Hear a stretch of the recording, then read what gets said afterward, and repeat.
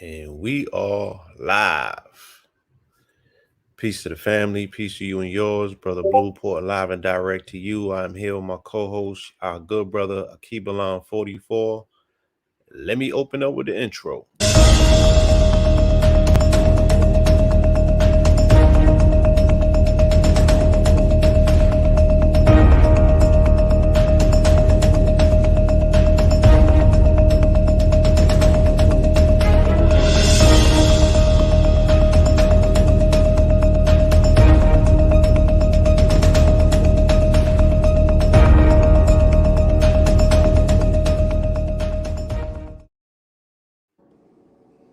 Yes, indeed. Yes, indeed. Welcome back to What's the Science? This is a podcast that me and a good brother Alkebulan have put together.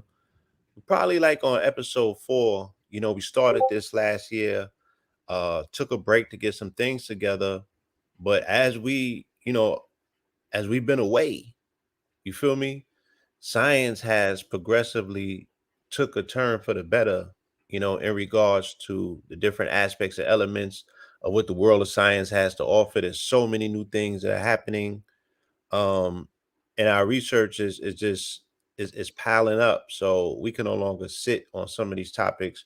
We want to share it with you guys in real time, get your feedback on some of these observations. A lot of things are happening in the world of science. A lot of things are happening in the world of quantum because, science is far encompassing. Science also incorporates technology. In the intersection of arts and science is definitely where we can find the technological advances that we see today that are taking place. You feel me? So, with all that being said, with no further ado, I want to introduce to you my co-host, my good brother Alkebulan44. Yeah, Peace. peace to the family. Um, like my brother Blue said, it's been a lot that's been taking place, in the world. But what needs to be done is for the science to be broken down because, like I've expressed in the past, a lot of articles come out that we may not correspond to relative to, whether it's our cosmic story or whether it's technology just in general in form of nature or what they got going on in NASA. But with the high level observation that me and Blue possess, we have the capacity to be able to synthesize things that appear maybe unrelated to the average person and thus bring it together to create the bigger picture. So for me, I'm very astute in mathematics.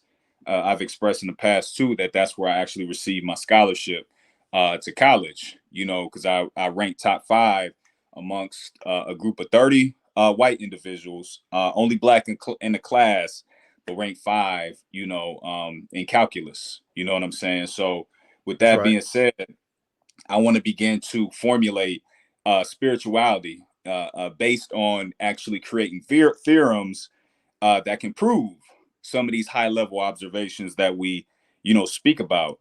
And not only that, but actually demonstrate some of these things that we see that come out to play, whether again it's based in technology, artificial intelligence, and all these things. So, me and my brother Blue as well, are also in the process of developing NAGA, the brand NAGA, National Asiatic Galactic Association, and that's Yes. dealing with the research of science. So we're going to move into a space where we're going to be in real time, again, demonstrating some of these scientific experiments with lab work, mathematics, chemistry, and all of these things. So that way, again, once we see these articles come out that are based in physics, that are based in science, that way we not only have a seat at the table to be able to punctuate and speak, a dialect to where our people can really understand what's taking place, but also be able to be 10, 15, 20, steps ahead of the average scientist, Western scientists. So Yes, that's that's what we're right. doing now. Yeah. So somebody asked me, well, what makes you guys scientists? Have you gone to science school? Do you have degrees? And I would say, what it is that we do, on a daily basis, we participate in what's considered to be the scientific method, of weighing evidence and information. You feel me? Really going back, digging into the crevices of time memorial, even to qualify some of the modern day scientific breakthroughs the Western science is making, and show our people like, nah, we've been through this. You know what I'm saying? We've been there already. You know what I'm saying? This is rehashed, remixed, and refurbished. Mm-hmm. So also being, guardians at the gateway, to qualify some of this information and put it in a level of interpretation where people can receive it in the best way. Why is this science important? Why is it applicable to you? And then, for the industrious minded person out there, how can you pivot and use this scientific breakthrough ultimately to create industry? You know what I'm saying? To create you a business. What does it mean for technology? What does it mean for technological advances? How can you forecast using this information to say, well, in 2, 3, and 4 and 5 years, there's going to be an entirely new market based on textiles, or based on energy, or based on, the many things that science has to offer, um, with these miraculous breakthroughs, especially the ones that are taking place at the quantum level. You feel Mm-hmm. me? Mm-hmm. So Mm-hmm. yeah, I would say, amateur scientists with um major observations and major qualifications based on those observations, really panning themselves out across time to show and prove that everything that we brought to you, has been on point for the most part, in regards to our high level observations of science, and then develop them into conversations that are always ahead of the curve. Me and a good brother, we wrote a book called Convos with the Cosmos in 2020. And even though we have yet to quote unquote, officially release it, Mm-hmm. that book has been qualified 1,000 times over just by the narrative that pops up in the news every day, with all of the solar activity, all of the things that we're seeing take place literally in the cosmos are the same things that we had our fingers on the pulse of all the way in 2020. And the book is time stamped, what I'm saying, in order to show and prove that. But that information is definitely coming to the family in a short amount of time. We just putting some touches on it, distribution wise, utilizing the latest technology to make sure Mm-hmm. that technology is finally catching up to our ideas about how we wanted to distribute, how we wanted to effectively display our art and our science. So hooray for technology, hooray for this quantum leap that we're taking. Hopefully, with more information and more understanding, our people will be less apprehensive and really see themselves as worthy, as the titans that they are, the titans of industry in particular. That's a fact. And two, again, in point to what you were referencing based on being real scientists, this is true intelligence. You receive a degree in college and high school, um, to be quote unquote a scientist, but that's all relative to just regurgitating information that's given to you. That's educate. That's a definition of just quote unquote being smart, being able to memorize something that's been given to you. But what we're demonstrating is true intelligence. We're tapping into something that's already within us and bringing it to the conscious mind or the surface. In every text, holy books, you always hear, about a group of beings or extraterrestrials or our ancestors being imbued with a level of science and wisdom, that these beings were bringing them. And for me, I'm always interested in what type of science were these individuals into, because we talk about how we are mathematicians, how we were scientists, how we were astronomers, but it's not really honed in today, um, based on that. We study a lot of history. We study, a lot from where we came from in reference to land and things of that nature. But understanding that individuals who are building monuments that correspond to the speed of light and that can, pull information down from the ionosphere and that can align, certain pyramids to certain star constellations, you have to have some sort of, math etiquette when it comes to that. You have to have some sort of engineering etiquette when it comes to that. And from me, I'm taking it upon myself and my brother Blue to really sit in that seat and be able to really present science in the way that it should be presented. So again, with our level of high, observation of being able to survey the cosmic canopy and relay it to societal events that take place every day, that is a form of real-time demonstration that we do on the daily. It's something that we do on the daily.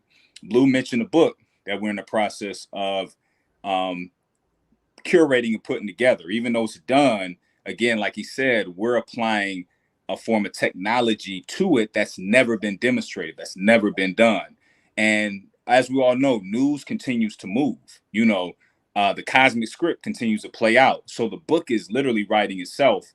And like he said, it's timestamped. So everything that's came to pass is in that book. And we've written it prior to it coming in the past. So it's again the ability to be not only scientists but to really proclaim that and live out what our ancestors were by birthright, and being able to again present this in a book form to where you can go back and actually trace some of the things that we prophesied, and be able to see that there are two individuals that have the capacity to literally be able to, again, correspond certain events that take place in real time, and not only forecast it and foreshadow what's going to play out before it does, but also put it in a context to where our people can really relate to the information. Right. Our indigenous ancestors have no degrees from Ivy League universities, but they left science that has stood the test of time. So that's what I'm standing on. You feel me? Or we're both just students of the culture. You know what I'm saying? Doing our best with these high level observations to put them into demonstrations in real time.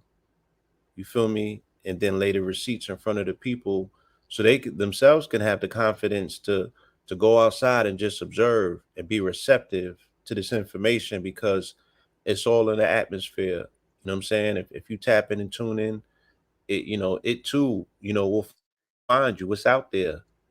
So don't let anybody's degree intimidate you. You feel me? Or qualify you to feel that you have to have a piece of paper in order to identify yourself as such. You feel me? So let me just hit this real quick commercial and we're gonna jump into the program.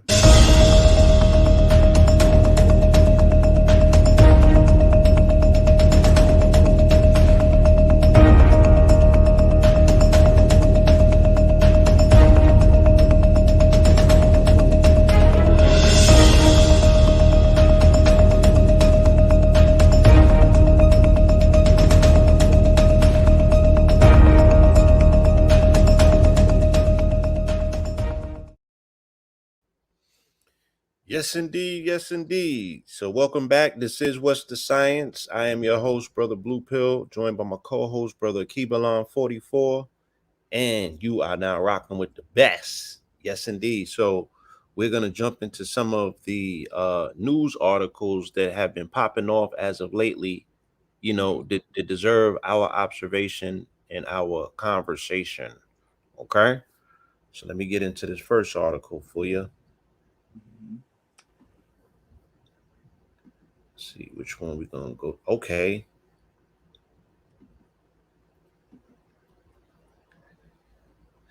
this I think that this article is one that we can jump into. Well, let's make again. I want to make a full acknowledgement of the fact that since we've last been here, which probably was December of last year, the world has changed abruptly, almost overnight. There's been a technological boom that has been driven by arts and sciences. What do we mean by that? The science of prompting has brought about a revolution in art, in visual art, as well as contextual art, right? Based on text to visual prompts and just chat GPT in nature in terms of you becoming a prompt engineer, learning how to speak to a computer or type out particular prompts and bringing about things that were seen last year like magic. Like, oh my God, it can flesh out an entire script in 1 minute of me speaking prompts to it. Yeah, Mm-hmm. that's where we're at. You know what I'm saying? We have quantum leaped into the future. So a lot of these next articles that we're going to speak about are kind of speaking from that place, you know, where we are at in society, where we are at in the world, and giving you some backdrop to it, so you don't see it as spookism. You understand it specifically for what it is, and also the implications that it's going to have on our cognitive abilities. What are cognitive abilities? Cognitive means brain science. You know, what does it mean for the brain? What does it mean for brain health? What does it mean for brain advancement? Is this going to make us more intelligent as a people? You feel me? Or is it going to impede on our intellectual growth capacity? So Mm-hmm. I think that the first article we could jump into, and this is something that we may have glossed over as a society or as a people, but do we have concrete, tangible answers to as of yet? I don't think so, because I've never really heard the conversation had. And that is, how many thoughts do we generate? If thoughts are things, and now we live in a place in the world where you can literally think something and manifest it instantaneously, and the people's capacity to think is going to differentiate them from the non-thinkers, right? So now the new currency, the new economy is a thinking economy. Mm-hmm. You feel me? Mm-hmm. And the cognitive ability, the abilities of your brain to be skillful in your thoughts, genuine, unique thoughts, right? The more unique your prompts, the better, right? That person is ultimately going to have the advantage in this race. You know what I'm saying? Mm-hmm. So let's get into this conversation. How many thoughts are in your head? Right? Interesting conversation, interesting article that just came out. Um,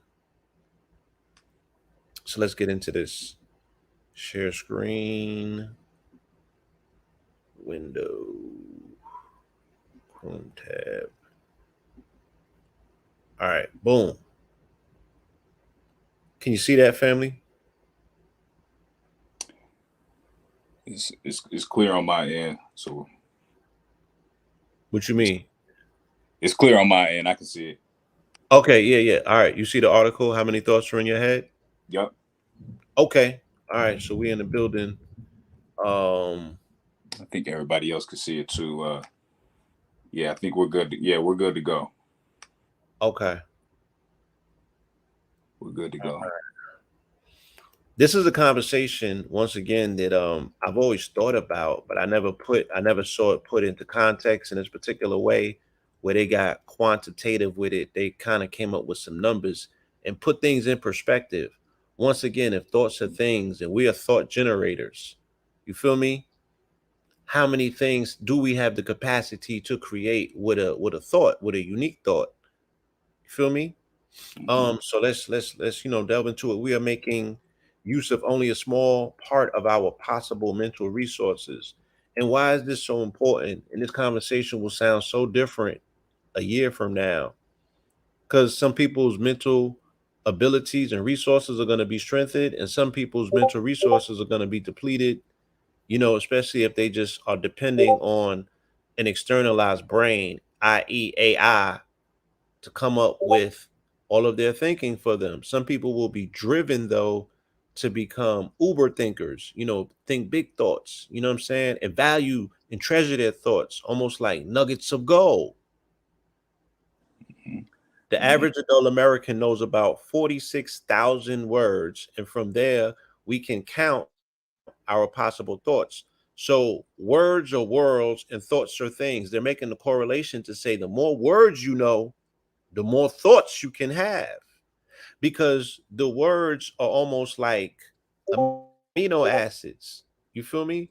So the more Mm-hmm. amino acids you have, the more building of worlds can take place by way of the thoughts that are generating the templates for these worlds to come into existence. This is interesting. You have Yeah, about 4 sextillion thoughts at least potentially in your head. That's a lot of things. that's a lot, That's a and lot of things. that's a lot. And then too, I want to add to that. Um, because with me personally, right?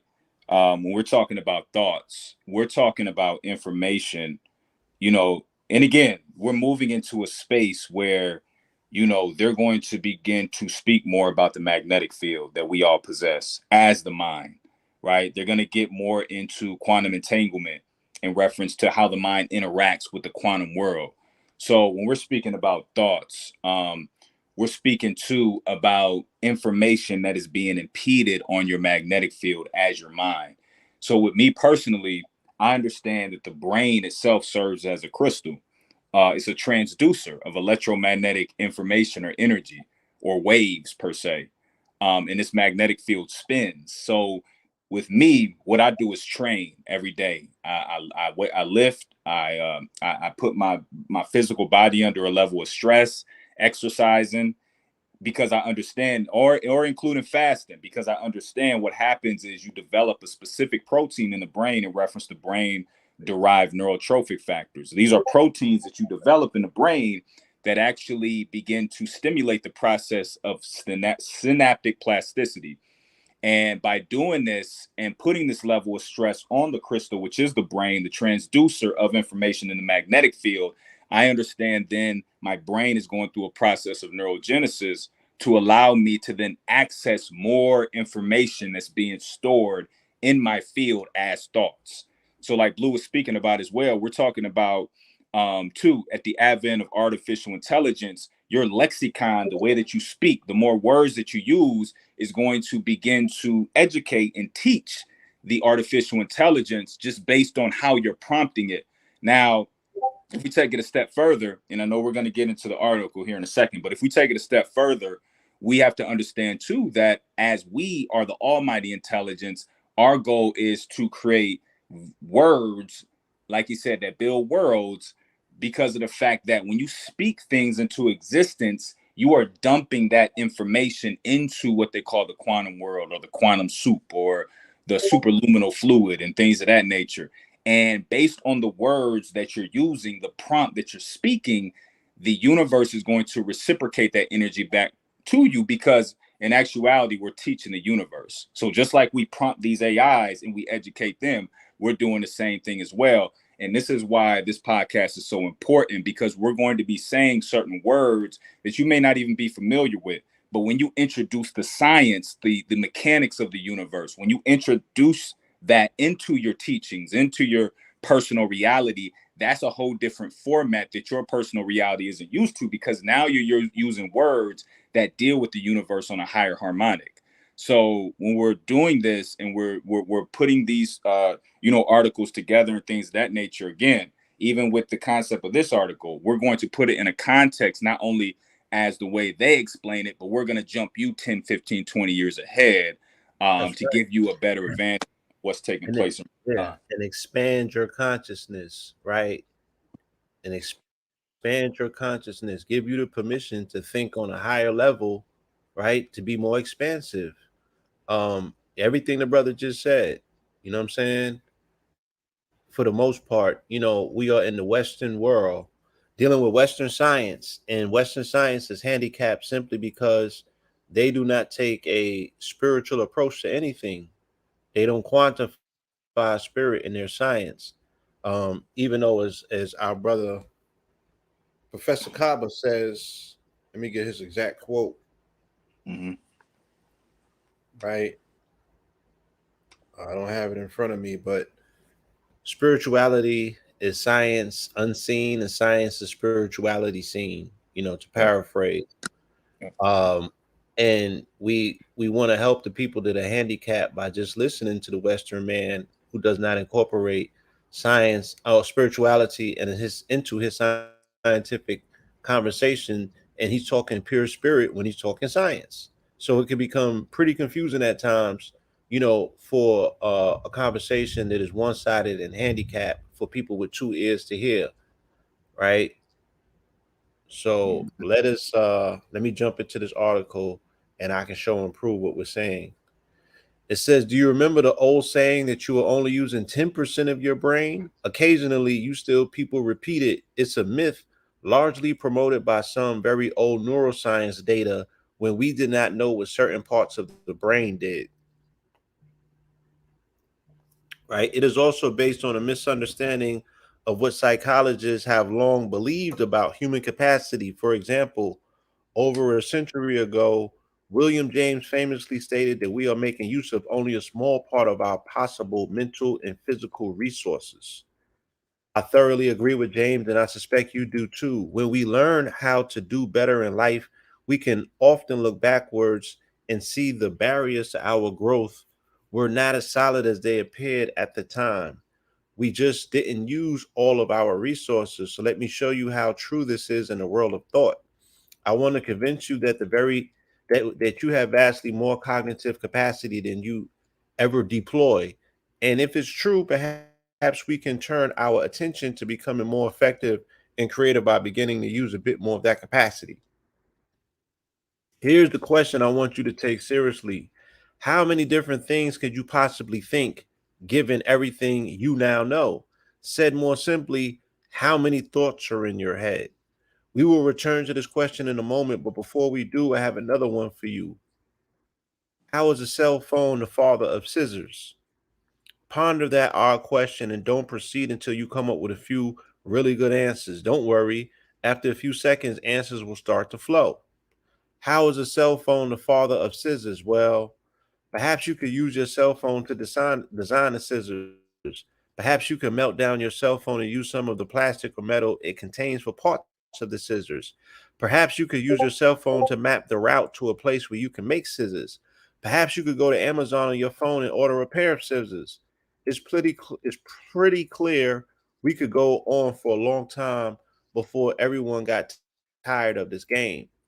I played it with thousands of people in workshops and talks, and no matter which words or objects I pick, in this case, I just picked two objects that were sitting in front of me on my desk, and no matter which relation I choose, comparison, similarity, differences, causality, and so on, there is always a reasonable answer that is seemingly non arbitrary. It's seemingly really in the objects or events themselves. That has to be an illusion of the mind.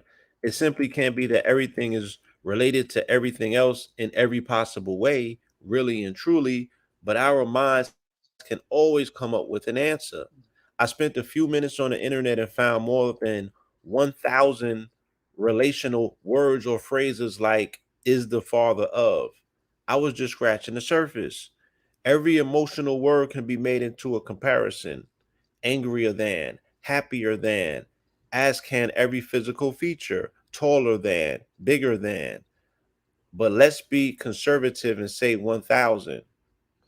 As a recent study in Frontiers of Psychology found that the average 20-year-old American knew about 46,000 words, word variants, or distinctly meaningful word phrases, which are called lemas, and 60-year-old people ended up edged that up another 6,000 or so over their lifetimes.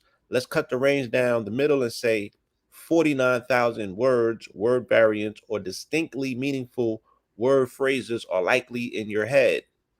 Now consider the fact that at this moment you probably remember or could construct hundreds of examples of every concrete one of those. Take the word walk. Remember Monty Python's Ministry of Silky Walks? I bet you could imagine a few hundred different ways to walk right now if you pushed yourself. Type, sizes, and colors of scissors, hundreds and hundreds without breathing hard. Same with cell phones. Let's assign a tiny number to this part, just to be ultra conservative. Let's say you can imagine or remember 150 examples of all concrete words in your head. It turns out that you can give examples like that for most of the word phrases you know. Books like The Long Men Grammar of Spoken and Written English suggest that at least half of the words you know are like that. So let's just cut the 49,000 lemurs in half and assume that 24,500 of them you can give examples of. We will set aside the others for now, right? So slice it in half to 24,500. But note also that every one of those 24,500 events and these 150 examples can be broken into parts. They have features and qualities. Again, let's not be greedy. We will suppose each word that is concrete enough to give examples has a mere 25 different features or qualities of any kind. For example, walking could be on 2 legs or 100. Scissors can be large or small, sharp or dull. If 24,500 things each had 25 features of any kind, you could give 150 examples of each word or feature, and each word or feature could be related to each other word or feature 1,000 different ways. How many specific relations could there be in your head just of those events?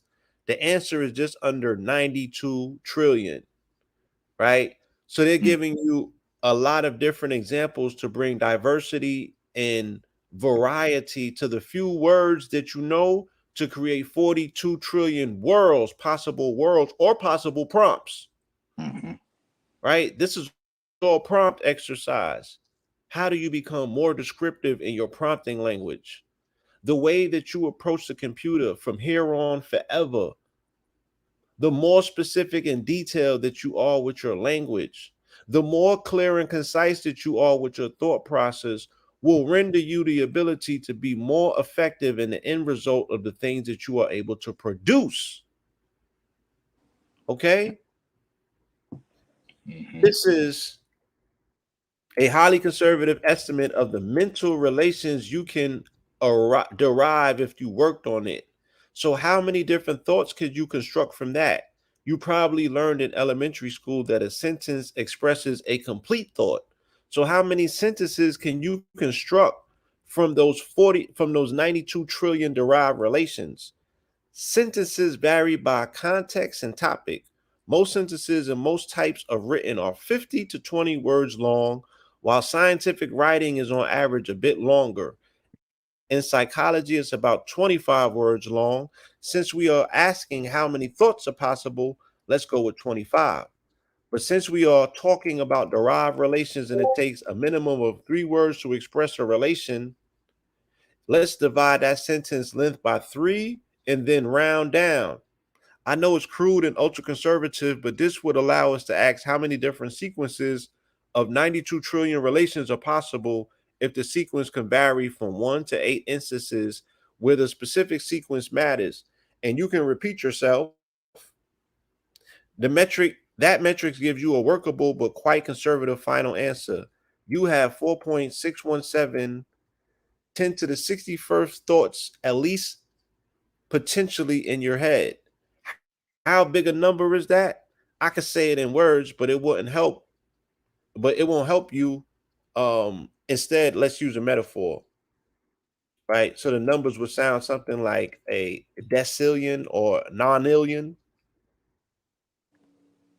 Suppose every living being on the planet today can live an infinite long life, and every person were to begin counting all thoughts at the rate of 1 second per thought, 24 hours a day, 7 days a week.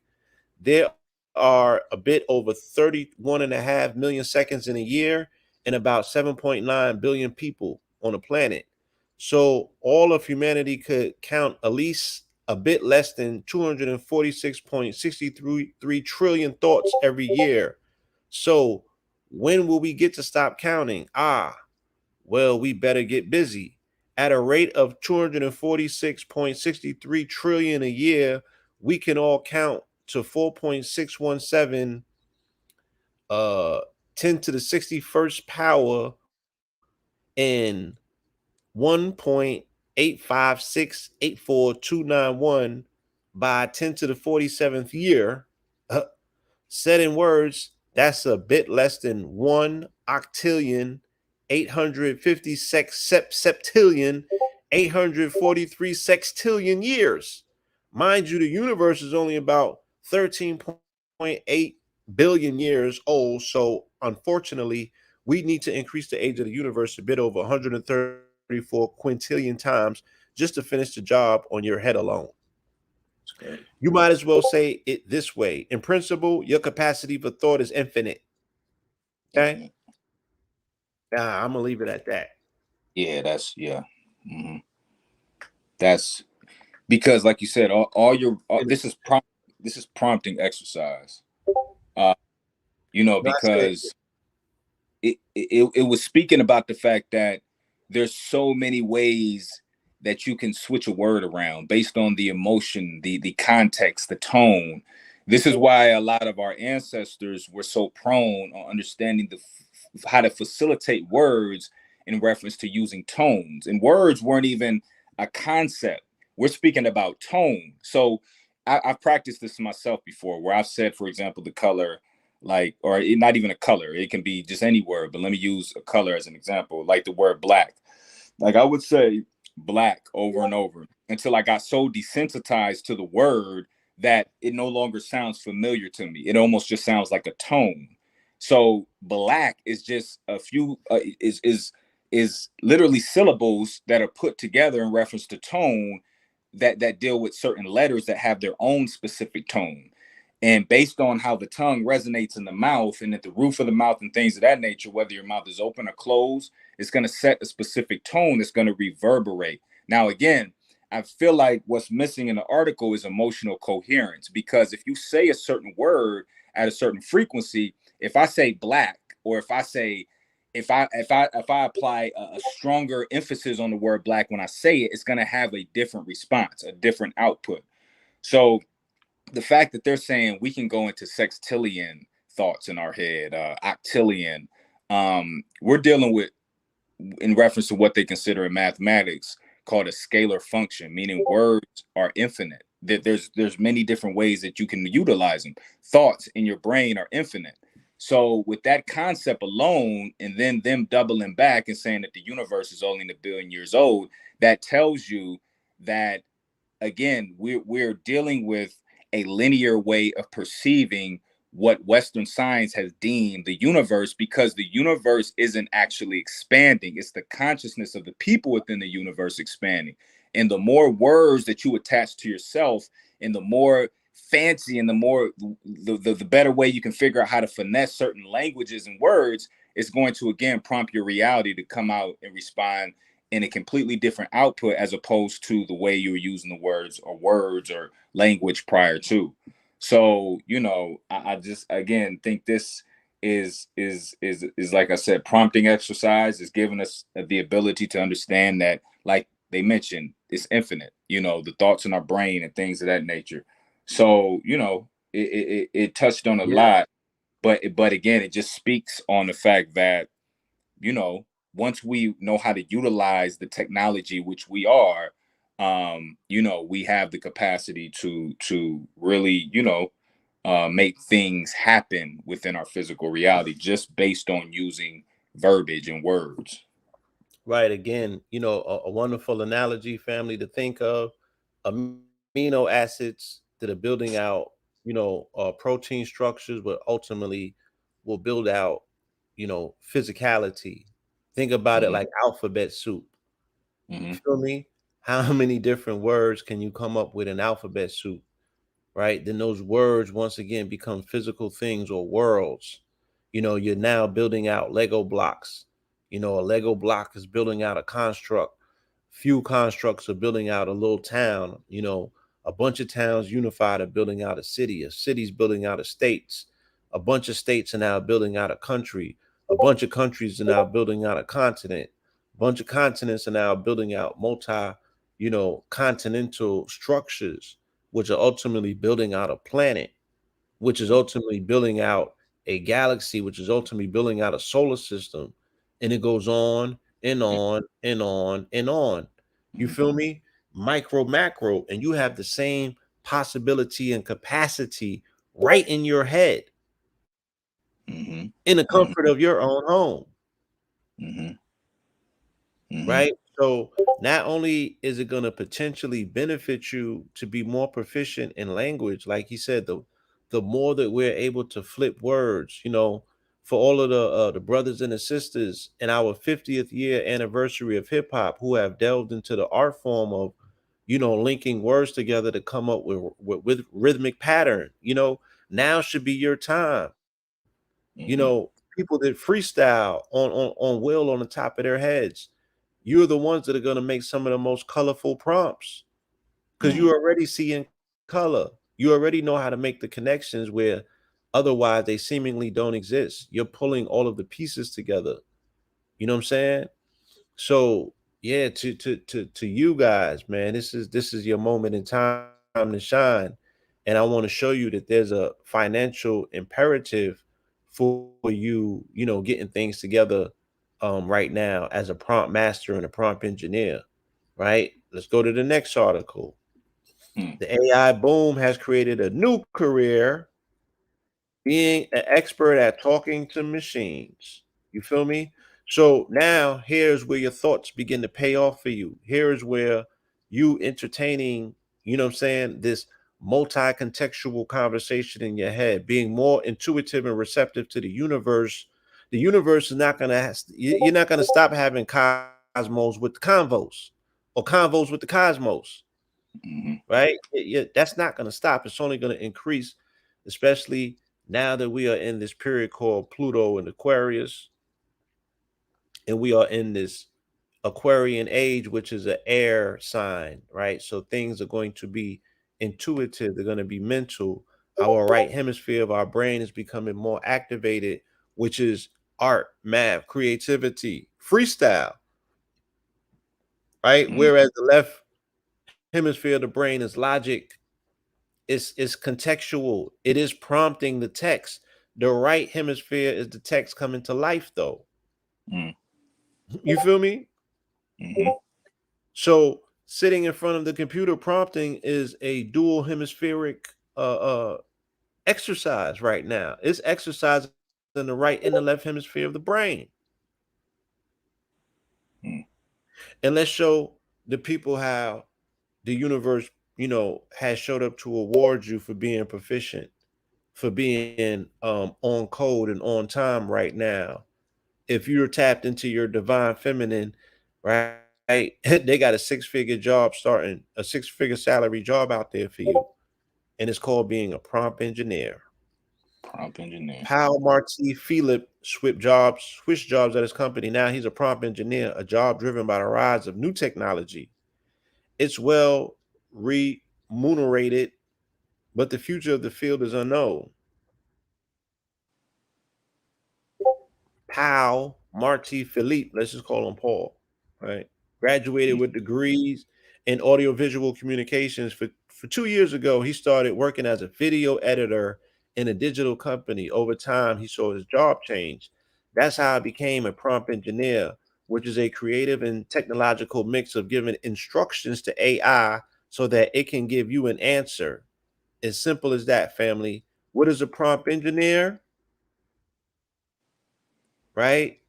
It is someone who is creative, Hmm. that is giving instructions to AI so the AI can render an answer. All right. The new artificial intelligent applications used to create images, text, and soon videos or music need to receive text requests from what we humans want. That request can range from a simple phrase, create some 10-minute stretches for people over 70, to an intricate 8-line instruction that includes details about an image's color and background. People will need to understand the machine, says Marty Philippe. It's like talking to an animal with whom most people don't know how to communicate. We're learning that language. So imagine if you was the only person on the planet that knew bird language or knew how to talk to dogs, and overnight we woke up and dogs was in charge. You know what I'm saying? And we needed somebody that there was an intermediate to talk to the dogs to be like, yo, like somebody got to talk to the big homies, man. They running out here running wild. And what do we got to do to get them to the table? They got the nuclear codes. Hmm. Overnight, man, you will become one of the most requested individuals on the planet in terms of, your social capital, what you can ask for your time. Like, nah, B, I want 100K a hour. You know what I'm saying? My time is my values, my value, the value that I put on my time is different now. Because in a capitalist society, it's supply and demand. My demand is hella high and the supply is hella low, right? So you have to pay me accordingly. Hmm. And they're also too going to begin to facilitate people of us, our people specifically, those who are in the music and those who do music in general, rap, hip hop, because we are the wordsmiths. So they're going to look for individuals, right? Or people now have the capacity to be able to, have a job where they can prompt the AI. This is why, liberal arts and engineers are starting to come together now, because what engineers don't understand is art a lot of the times when it comes to liberal. And when I speak about liberal, I'm speaking more on the premise of understanding what's going on in the streets, like what's going on and some of these neighborhoods that a lot of our artists can speak about. Now, if you have these artists then meet with engineers who are building artificial intelligence, then these individuals who are naturally wordsmiths have the lexicon and certain terms and slang that they can present to the artificial intelligence that can duplicate somebody just like the artist, but if not the artist, even somebody who can speak better than the artist. So, again, this is giving people an opportunity to really take into consideration not only artificial intelligence and learning how to work with it, but also learning how to work with yourself by way of doing the due diligence and learning new certain terms, learning words, being able to come up with a prompt that's 2 pages long or a command that you want to see make manifest. Again, it's just another level of exercise. So this right here is interesting to me. This is really Right. interesting. So we can see here, a company called Anthropic is hiring a prompt engineer for 250 to 335K annually with equity. No CS degree required. You have at least basic programming, right? And QA skills. Mm-hmm. Basic, right? On LinkedIn, a search for prompt engineer in Spain yields only 6 profiles and one job offer. The offer is precisely from Marty Philippe's company, Raona, which is dedicated to digital transformation in companies. So, the reason why you, as a prompt engineer family, are going to become such a high commodity is that all companies now are going to have to go through digital transformations. And while all of the tools are now physically available online to do such, people don't know how to put the pieces together. You know what I'm saying? They know what they need. They don't all know how to go out there and get it though. So that's where you come intermediate and a liaison, and you should jump at this opportunity before they figure out an AI that's going to replace that at some point. Mm-hmm. So you have to strike while the iron is hot. You know what I'm saying? You can take some courses for certification, to get yourself up to snuff when it comes to being proficient as a prompt engineer and getting the necessary degrees that says X, Y, and Z to certify you when being hired by these companies, right? You don't need the certification for yourself if you just want to delve in there and jump in there and sharpen your sword. But if you want to make yourself available for hire, you know what I'm saying, you might want to do some of them things. But the market is booming. Okay. Mm-hmm. This unique job offer for prompt engineers in Spain is proof of its exploratory nature. Back in February, an offer for a prompt engineer from a large startup in the US went viral. The job offer is to help Marty Philippe. He's well aware that he's searching for candidates in deserted land. At the moment, most resumes don't have AI skills. If you ask him 4 questions about control net or something more advanced, you'll realize this, he sighs. But he's willing to settle. Someone who wants to learn and is very creative is worth it, right? So these companies they're willing to work with you. You don't even have to be an expert in this particular field because it's a new field.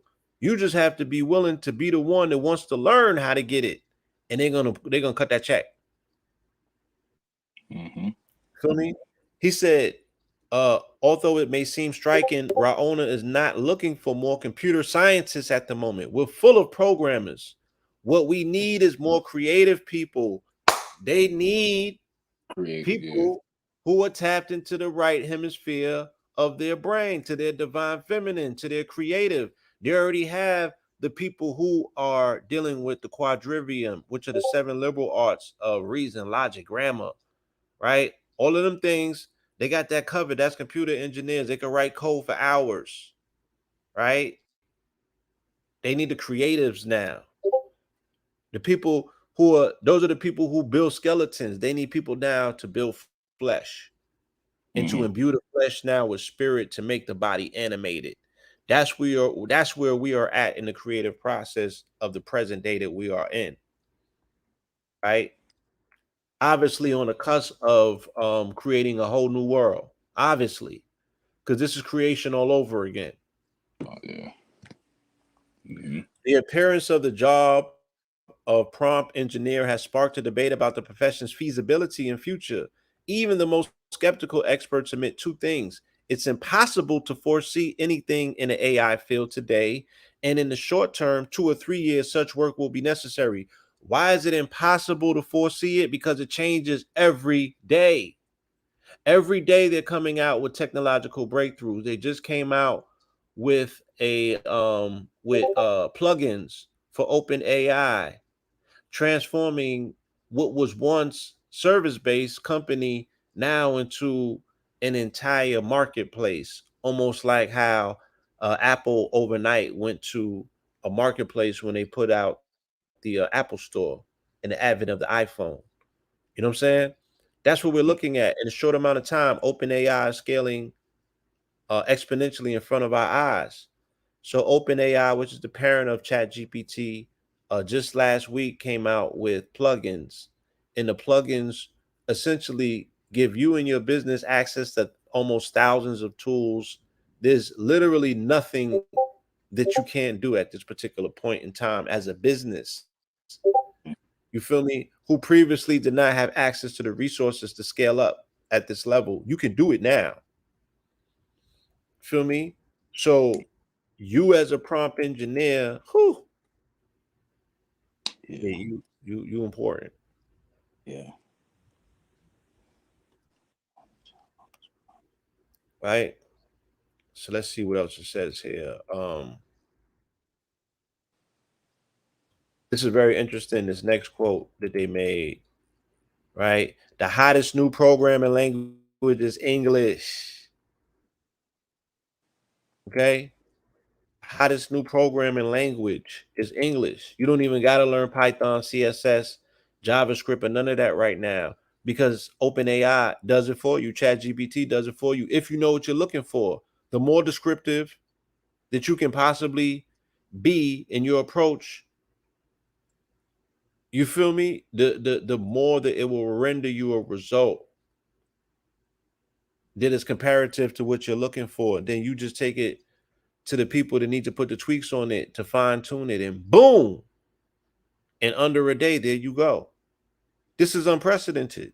Mm-hmm. If you're not learning to generate text, your copy work is going to become obsolete. She notes, I realized that 4 months after I started looking into this. In the end, you find an ally in artificial intelligence. Although I've come a long way to be able to position myself in the field as early as possible. Right? So stop what you're doing, family, and get into this. Right? It's still early. Nothing is going to be the same. There's no going back. Right? The boat has left the shore, family. So, you know, and it's literally, once again, it's at your fingertips. Case in point, her training also took place on the internet. I'm self-taught through trial and error based on watching videos on YouTube or on Twitch, she adds. Now she sees a lot of new possibilities in the future. There's a lot of work needed to lay the foundations for job profiles. Participating in this environment is very useful to explore business and educational possibilities, she says, although those around her don't see it that way. People laugh. They don't think this career has a future, and they don't think that the tool will generate everything I asked for. Between their laughs, I made this book. Mm-hmm. Gutierrez jokes, referring to the fact that she has just prepared a recipe book. All the text and illustrations were created with AI. I got the recipes in one afternoon. It took me longer with the illustrations, she details. If everything works out for her, she'll produce a children's version. So while people are laughing at her, while people are being skeptics, while people are dealing with doubt, she's producing in between their laughs. Right? She's busy creating. She's busy what? Coming up with results and tangible products. which now can, be an additional stream of income for her. Hmm. Yeah, and One of all the the wonders, right? Let yeah, me just no, finish this last yeah, part, right? Just punctuate it. One of the hmm, wonders of this new kind of engineering is that knowing code is secondary. A detail that lowers the barriers to entry. Andrej Karpathy, a respected programmer who led Tesla's AI department before rejoining OpenAI, once tweeted, "The most fashionable programming language is English." I'll leave it at that. mm, mm. We Right? can all speak, we can all speak English, and interesting thing enough too is that English is the number one language. Again, like it said in the article, it's all about creativity. It's all about, because the field is open. It mentioned this is very new. This is a new concept. Prompting engineers, like that's unfathomable. And again, you can't gauge what AI is going to look like, because the simple fact that you can articulate words and prompts and new ideas and concepts to AI will always continue to evolve. So we have to get in a position to be able to not only understand it but utilize it, obviously. But at the same time, don't be desensitized, and don't lower yourself to what's being expected in reference to AI, because when you see technological advances beginning to step up, that's an advent of what's actually taking place within you as the almighty intelligence in reference to the DNA and things of that nature. So it's almost like we're in a race, but it's not even really a race. It's just making sure that you're keeping up, because this is a special time where literally the universe is heating up your seat. It's forcing you to get up and begin to move, because this is literally a paradigm shift that we're seeing in real time. So that's why, again, when brothers like myself and Blue are really demonstrating uh, uh, uh, uh, prophetic deliveries in real time, we're staying on the cutting edge of not only technology, but the amount of information that the universe is reciprocating back to us. So that way we can get on these platforms and begin to teach not only ways on how you can actually get into this field of, say, prompt engineers, but also give you, again, more words and verbiage to be able to prompt artificial intelligence. So that way, again, you can utilize it for your benefit. But I think this here alone is just, again, we're giving you, family, another opportunity to look into something relative that's very new, and get on board, because like they said, they're looking for creative minds. Facts. Right? We're going to sum it up. It's possible, says Ignacio Piaz, a researcher at the Carlos III University in Madrid, to classify English as a new programming language since a few lines of text generate programming code routines. You might think that this is a new level of abstraction. However, the programming relationships between the spoken language and the generated code are not defined. They are not universal. The same text entry can generate different codes since we're talking about probabilistic models, he clarifies. English, therefore, doesn't always work as a programming language, but that doesn't prevent it from relating to the machine. In a certain way, it is programming, sums up Pittis. As a requirement for strong AI, computers must be able to communicate with humans through natural language. If that interface becomes strong enough, we can teach them by talking to them normally, he adds. Although English is a possible programming language, machines can beat humans at that as well. A recent study has tested this with automated requests trying to improve a human request. In certain questions, the AI succeeds. In the study, the authors note that we're going to solve this step by step to make sure that we have the correct answers. The race to achieve the perfect request has only just begun, says Gutierrez, who frequently conducts his own tests. You have to be very sure of the prompt. I write it down 2 or 3 times. If I don't have all the details, I keep adding. I won't ask the machine until it's perfect. You feel mm, me? So this is going to, lead into a new field called prompt proficiency. You know what mhm, I'm saying? And also you're gonna become a what's called it's gonna be dealing with what's that word? It's a word that's just at the tip of my mind. Prompt proprietor, right? mhm, mhm, Your prompts are gonna become your intellectual property. You're gonna be a proprietor of prompts. You know what I mean? That's gonna be your golden code. Your coding, you know what I'm saying? Your personal CSS, your coding is gonna be that's your blueprint. That's gonna be your prompts. Like how as an architect you got blueprints for a particular building, and that's showing how that building's supposed to be constructed. You're gonna have prompt proprietors. Like, yeah, I'll license you some of these prompts so you could build out a colorful universe for yourself, but it's not gonna be for free. You know what I'm saying? I'm gonna license it to you. You mhm, know, I want to participate in some of the ownership of the things that you bring into reality based on what? A spark of light that came from my mind. I was able to catch lightning in the bottle, which is a prompt. You mhm. feel me? Is that important of where we're at right now? And as the article said, the computer's already getting a leg up though on humans. So humans need to catch up. This is the universe putting the fire underneath the butts of humanity to say if you don't use it, you're gonna lose it. It is time to exercise your brain, your mind. It is time to Right, understand the relationship between your brain and your mind, as well as your heart and your brain. right. And that's why I'm saying like it's a mere reflection of what's supposed to take place with us because as these AIs get more and more intelligent, don't dismiss yourself as the lack within that within that relationship.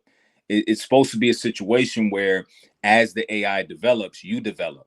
So this is why it's important to get into quantum mechanics, understand how the heart works, but beyond how Western science has taught us how the heart works, understand that the heart is a piece of technology. How is it used? How does it fold space and time? How does it develop the magnetic field? When you're speaking about the mitochondria in the heart, what specifically is the mitochondria? What is its purpose? Because again, when you have a fascination over yourself as the almighty intelligence, then that naturally will inspire you to prompt something outside of you that will be just as a mirror of you, but if not better, based on your level of prompting.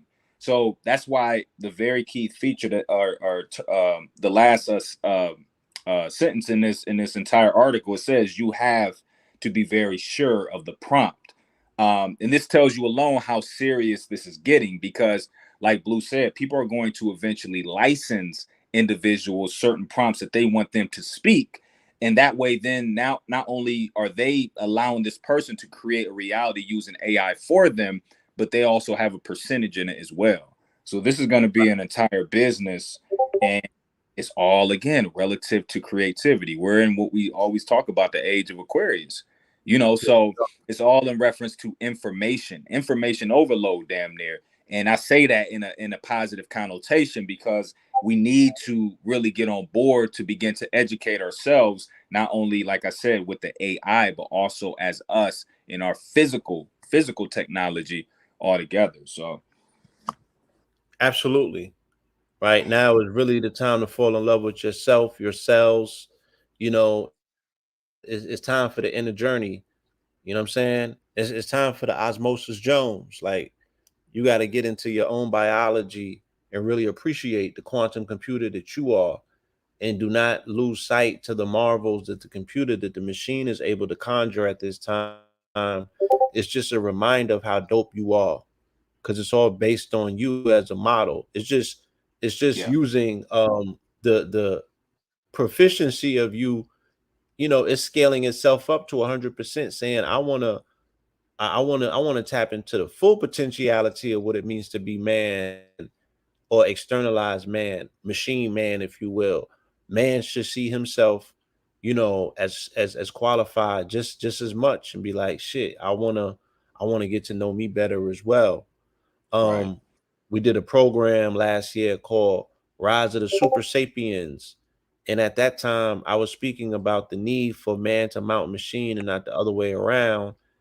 That Right. if machine learning was taking place and machine was utilizing human intel to become more proficient of a machine, then the reverse should also be accessible. Man should be able to use machine to become a more proficient man at this time, because the probability factor, us moving and activating on things that we don't quite have the answers to, minimizes our time on earth, if you will, because all of it is a gamble. But if you can lessen the probability factor, you should be more proficient with the decisions that you make. The more proficient decision making that you make potentially can lead to a longer life, because these are Mhm. the things that are going to keep you healthier and keep you around longer, and lessen the probability factor of something accidental either happening to you or something on purpose happening to you that will lessen your life. So this is Mhm. all this, life is all about minimizing, the variables Right. in your favor. Mhm. That's how you Mhm. promise yourself long life, to minimize the variables in your favor. You Right. feel me? Right. And Right. computers and machines can help you do that. Right. Right. In other words, basically put yourself in a position where you lack, you put yourself in an experiences where the possibility of you being harmed, or in a situation where you do lose your life, is lessened, because now again you have the capacity to now program artificial intelligence to do the work for you, where now you can kind of sit back and just focus on you and your spiritual journey. So, Right. when you lessen the amount of variables in an experience, that again not only opens your mind up to newer possibilities, more creativity, more rational thinking, emotional coherence, more reflecting on self, but this also allows you to continue to sharpen your sword when it comes to creativity, because you can pretty much depend on something outside of you that will carry on certain information that you're utilizing for yourself, and for eventually Yeah. your children's down the road. So Right.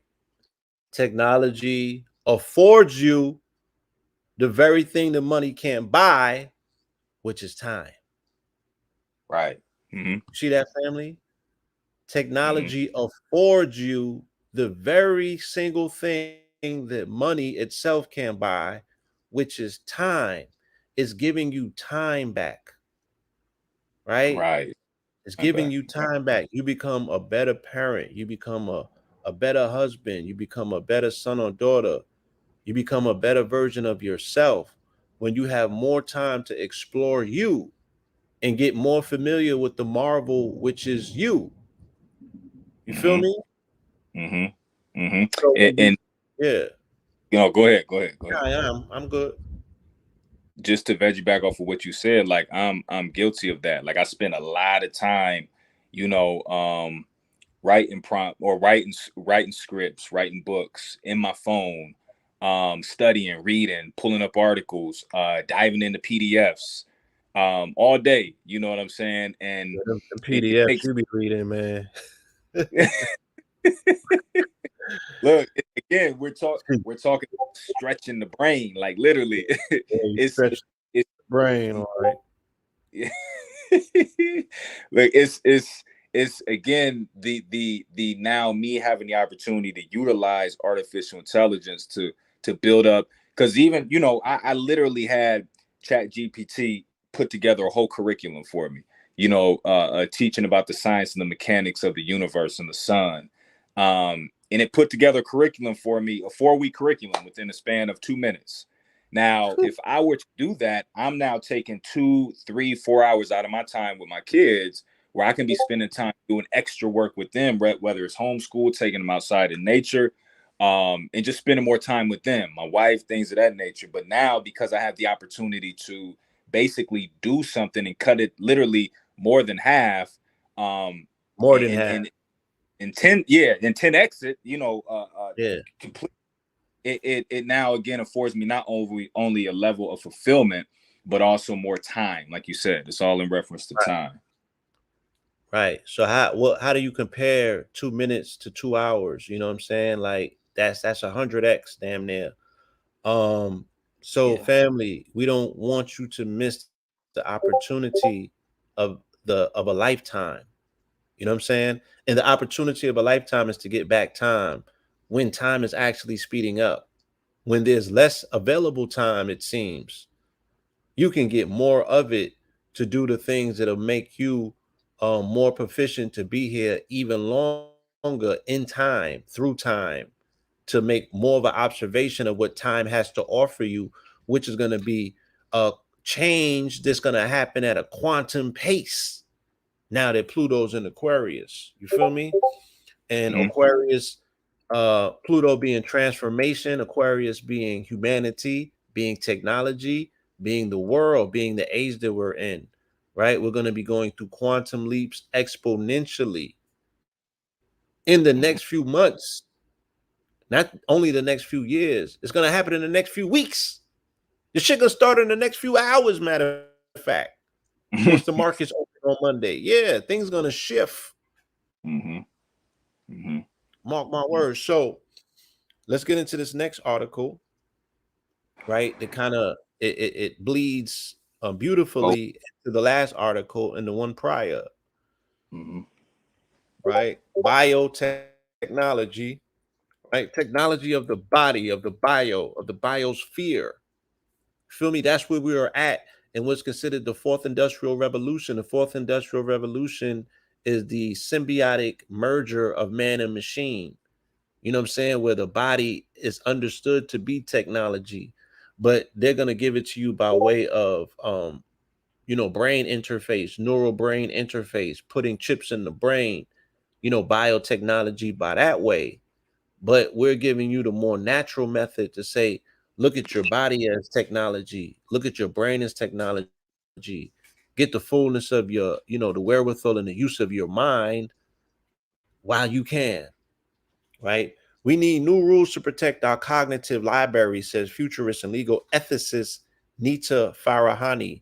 Tech that aims to read your mind and probe your memories is already here. Let's get it, right? So, the importance of not only understanding that you are a quantum computer that has the ability to generate 93 sextillion thoughts, right? And thoughts are things. How do you now protect those things? Once again, to understand the value of your intellectual property, which are going to be your thoughts, which are going to be your prompts, which is going to be, the richness of your conversation. You feel me? Hmm. Let's get it. Earlier this week, I had a fascinating call with Nita Farahani, a futurist and legal ethicist at Duke University in Durham, North Carolina. Farahani has spent much of her career exploring the impacts of new technologies, in particular those that attempt to understand and modify our brains. Now, um, what I should have done and what we will do next time, I will actually put this in Chat GPT to minimize these articles into Yeah. Yeah. yeah, into synopsises, you know what I mean? So we don't gotta read the whole article. So we can save time. Right. Right. Right. Right. In recent years, we've seen neural technologies move from research labs to real world use. Schools have used some devices to monitor the brain activity of children to tell when they are paying attention. Police forces are using others to work out whether someone is guilty of a crime, right? That's precog, y'all. Guilty of a crime, and they're also utilizing brain reading technology to tell when you may be thinking about committing a crime, and they'll lock you up before that, like it showed you in Minority Report. Shout out to Philip K. Dick, pause. And employers use them to keep workers awake and productive, right? You know what that's gonna look like. They're gonna put the shocks on the brain, like, oh nigga, you want to work from remote, you want to work remotely from home? Good. Let us put this device in your brain to see when you're waning off, and we're gonna hit a button, zip, and zap you. You feel me? Into Woo. focus. Yeah, that's crazy. These technologies hold the remarkable promise of giving us all new insight into our minds. But our brain data is precious, and letting it fall into the wrong hands could be dangerous. Farahani argues in her new book, The Battle for Your Brain. I chatted with her about some of her concerns. Right? Your book describes how technology that collects and probes our brain data might be used for better or for worse. What can you what can you tell from a person's brain data? When I talk about brain data, I'm referring to the use of EEG, FNRS, functional near infrared spectroscopy, fMRIs, functional magnetic resonance imaging, EMG, and other modalities that collect biological, electrophysiological, and other functions from the human brain. These devices tend to collect data from across the brain, and you can then use software to try to pick out a particular signal. So, from a brain scan, right? Let's think about it as a CAT scan.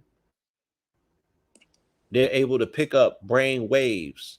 Now they have the technology to sort through those waves and actually extract communication processes, jewels, gems. They can mine your brain now for its jewelry, for its minerals, for its gems, for its information, right?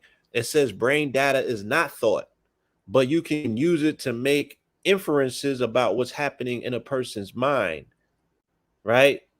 So the existential question pops up again. Where do thoughts exist, and are they measurable to a degree where there's a device that can actually capture them? The jury's still out on that. Mm-hmm. Again, Mm-hmm. Western science cannot explain to you.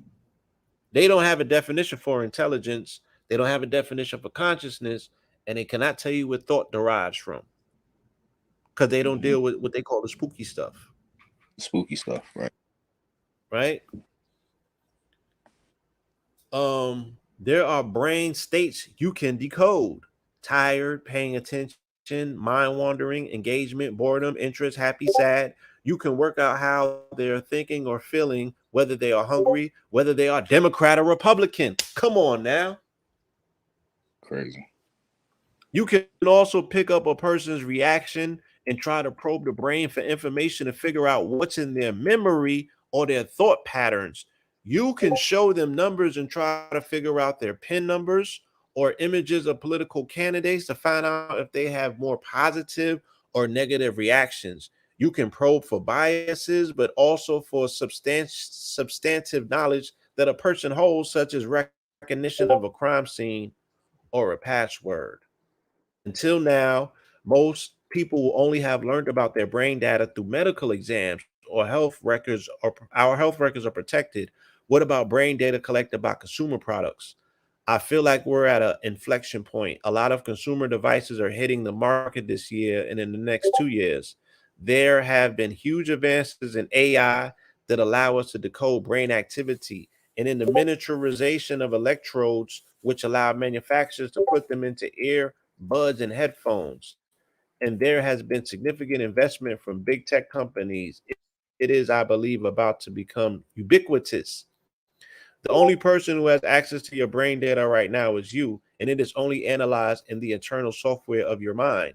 But once you put a device on your head, you're immediately sharing that data with whoever the device manufacturer is and whoever is offering the platform.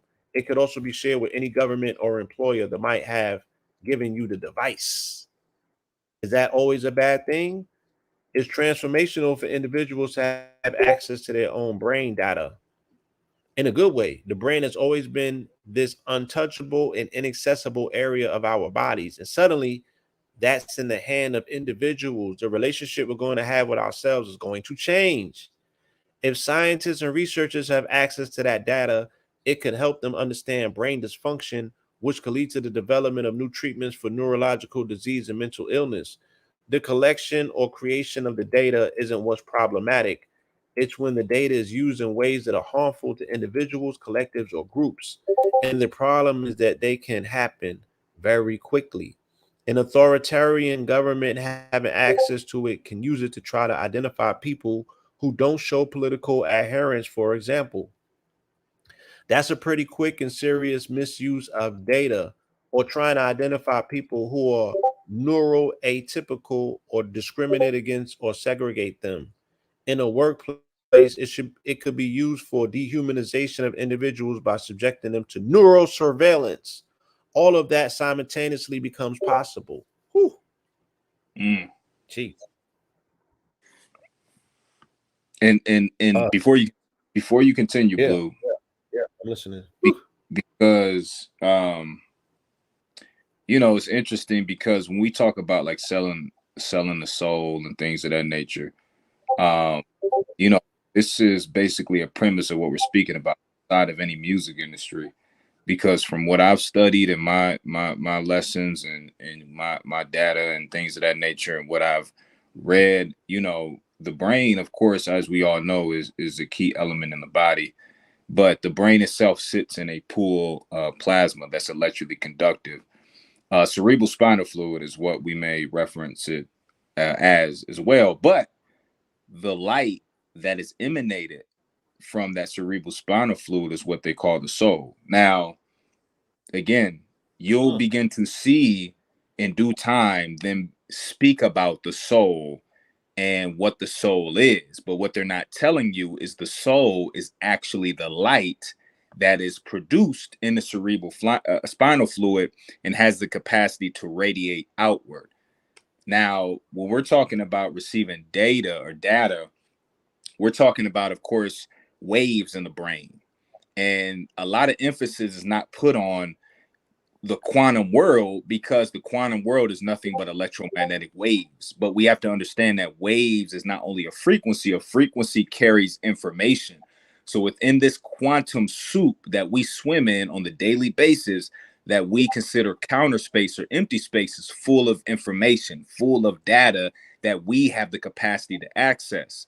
Now, when you begin to fashion and refine the soul, by way of electrifying the plasma in the brain, um, then that then gives your soul the capacity to process the data that is outside of you inside the body. So when you're talking about, again, a science called longitudinal interferometry, you're talking about wave mixing. Thoughts are produced by way of interferometry in the brain, by way of electromagnetic waves mixing through long waves embedding on the short wave embedding on the long wave, because in actuality, and again, you'll begin to hear him talk about interferometry of light because we're talking about the unseen reality. But interferometry is the building block of what the universe is made of, because we're talking about the fact that the smallest wave within the visible universe is considered the Planck dimension, but everything that is much bigger than the Planck dimension is just a totality of waves adding on top of that one wave. And when you get the small wave embedding on the smaller wave, embedding on the smaller one, then the larger one, then you get the celestial world. So that's the connection between the quantum and the celestial world, is based on waves. And understanding that they can collect data from the waves in our brain is understanding, again, the fact that there are waves that we swim in on a daily basis that have data that carry information. Now, the goal is to fashion the brain in such a way to allow the brain to access this data that exists outside of us, because data is everywhere. So the fact that they're now going as far as to understanding that they can hack this data in the brain, they can determine somebody's mood and somebody's, interests, somebody's perspective on certain things, whether they're Democrat or Republic, is all again in reference to waves. And this is why our ancestors always personify certain things in reference to waters. If you look at the Dogon, you got Right. the gnome, looks like the fish. That's water. You got in Kemet, the primordial waters of Noon. You got the water aspect. Even in reference to science, you got the Big Bang, which that leads into a whole nother conversation. But bang denotes sound, which denotes a compression and rarefaction of waves. And religion, you got at the beginning was the word, which denotes sound, which denotes compression and rarefaction of waves. Again, in mythology, you got the primordial waters of Noon that deal with the roaring of waves. So waves carry information. And that's why it's key to hone in on the fact that once we begin to educate ourselves and understand the science, then we can really tap into waves that carry information and data, and thus not only know how to access it but protect it as well. Man, you explained that a little too good, man. I don't know if the brother Jonathan Majors might be Kang. Marvel might come and holler at you, man. So guard your thoughts, man. Guard your words. Guard your prompts. They like, man, this nigga explaining Quantum Mania better than Kang. Right, right. Right. But again, as me and Blue are having this conversation, we're speaking words and we're putting a compression and rarefaction within the waters that we exist in, which means we're prompting the universe. So this podcast, this Right. episode alone Let's is going right. to lead into a quantum reaction that begins to find itself in the physical in due time. But like I said, it's a process of wave mixing as the short wave embeds on the long wave. It's no different than looking at a quark, which they consider like or a boson, which they consider the smallest particles. A boson is nothing but a quark, but embedded on. A quark is nothing but an electron, but embedded on quarks embedded on to produce an electron. An electron is nothing but an atom, but it's just a continuation of wave mixing and embedding to produce eventually the celestial world, planets, and things of that nature.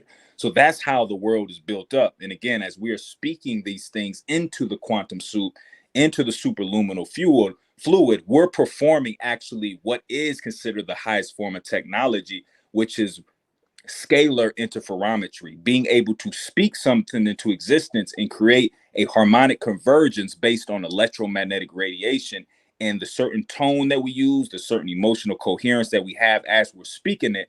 That's going to speed up the velocity of these waves to a quickening to where they begin to braid or begin to add and multiply their wavelength and their wave velocity to them eventually be produced something in reference to what we're speaking about in the physical reality. So just want to add that. Yeah, man. That part, we are literally speaking into water, you know.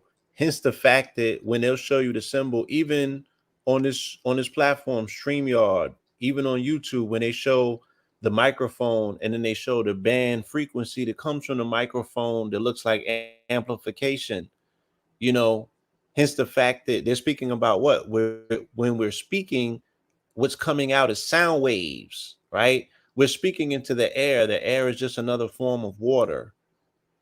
So the air is affecting that quantum soup that he's speaking about, that's affected at the Planck level, right? To the smallest wave, micro, all the way to the macro, right? Because this frequency or this eminence is going to travel unbounded throughout the universe, and it knows no borders, right? So there are no wasted words, as there should be no wasted thoughts.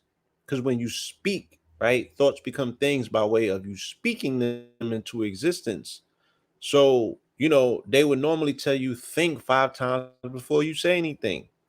That's how important not only your thought is, but one that's expressed that comes through your vocal cords, your vocal box, your larynx that they have shown, in picture that looks like almost like a birthing canal. Feel Right. me? Mm-hmm. Mm-hmm. So yeah, that's the science can seem vast, but it could be simplified real fast. You know what I'm saying? By people being able to see these are the abilities that we have. You know what I'm saying? Mm-hmm. As who and what we are. And then when it's rhythmic like that, when you put it into that level of incantation, this is how you bend words, how you twist words. You know what I'm saying? How you give them a particular repetitive nature. Their frequency kind of speeds up when you put it into incantation. Mm-hmm.